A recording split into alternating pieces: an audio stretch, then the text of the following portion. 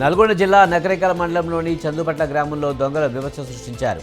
వాలకుంట వెంకటేశ్వర్ల ఇంట్లో గుర్తు తెలియని వ్యక్తులు బీరువాలో దాచుకున్న బంగారం, వెండి ఆభరణాలు దోచుకెళ్లారు. బాధితుల ఫిర్యాదు మేరకు కేసు నమోదు చేసిన పోలీసులు 48 గంటల్లో ముగ్గురు దొంగలను పట్టుకున్నారు. ఈ ముగ్గురు వేరువేరు ప్రాంతాలకు చెందిన వారని పోలీసులు తెలిపారు. ఖమ్మం జిల్లా కొలిజర్ల మండల కేంద్రంలోని సమత సూపర్ జేమ్స్ స్కూల్లో సంక్రాంతి సంబరాలు ఘనంగా నిర్వహించారు. ప్రస్తుత కాలంలో విద్యార్థులు సాంప్రదాయాలను మర్చిపోతున్నారని, వారికి సాంప్రదాయాల పట్ల అవగాహన కోసం ముందస్తుగా సంక్రాంతి సంబరాలు నిర్వహించామని స్కూల్ యాజమాన్యం తెలిపింది. ఈ సందర్భంగా పిల్లలు సాంప్రదాయ వస్త్రాలతో ముగ్గులు వేసి గాలిపటాలు ఎగురవేశారు. హరిదాసు కీర్తనలు, గంగిరెద్దుల ఆటలు, భోగిమంటలు వేస్తూ విద్యార్థులు ఆనందంగా గడిపారు. మేడారం పనులు పకడ్బందీగా పూర్తి చేయాలన్నారు ప్రాజెక్టు ఆఫీసర్ అంకిత్. ఆసియాలోని అతిపెద్ద గిరిజన జాతర తెలంగాణ కుంభమేళా శ్రీ మేడారం సమ్మక్క సారలమ్మ జాతర నిర్వహణపై అధికారులతో సమీక్ష సమావేశం నిర్వహించారు. జాతర నిర్వహణలో మేడారం ప్రాంతాన్ని మొత్తం 8 జోన్లుగా 42 సెక్టార్లుగా విభజించామని తెలిపారు.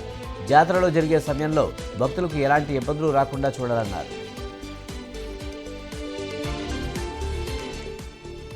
వికారాబాద్ జిల్లా అభివృద్ధి చెందాలంటే టూరిజం అభివృద్ధి కావాలని అన్నారు తెలంగాణ అసెంబ్లీ స్పీకర్. వికారాబాద్ జిల్లా ప్రజా పరిషత్ సర్వసభ్య సమావేశంలో ఆయన పాల్గొన్నారు. జిల్లా అభివృద్ధికి కావాల్సిన నిధులను తీసుకువచ్చి అనంతగిరిని టూరిజంగా మార్చే ప్రయత్నం చేస్తారని చెప్పారు. పార్టీలతో సంబంధం లేకుండా అందరికీ ప్రభుత్వ పథకాలను అందేలా చూస్తారని స్పీకర్ ప్రసాద్ కుమార్ హామీ ఇచ్చారు.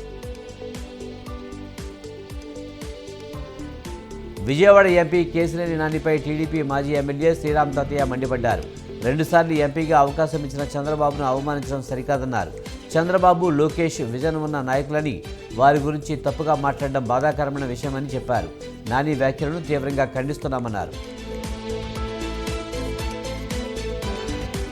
వరంగల్ జిల్లా వర్ధనపేట మున్సిపల్ చైర్పర్సన్పై అవిశ్వాస తీర్మానం ప్రవేశపెట్టారు.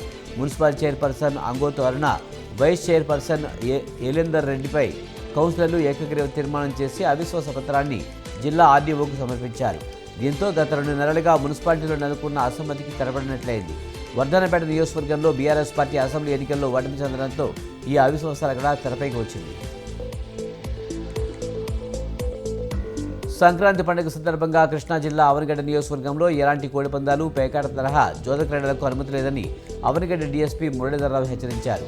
పోలీసు ఉత్తర్వులను మీరి ఎవరైనా జోద క్రీడలను ప్రోత్సహిస్తే చట్ట ప్రకారం చర్యలు తీసుకుంటామని హెచ్చరించారు. కోడికత్తులు తయారు చేసినా, విక్రయించినా చర్యలు తీసుకుంటామన్నారు. అనవసరంగా జూదాల్లో పాల్గొని సొమ్ము పోగొట్టుకోవద్దని సూచించారు.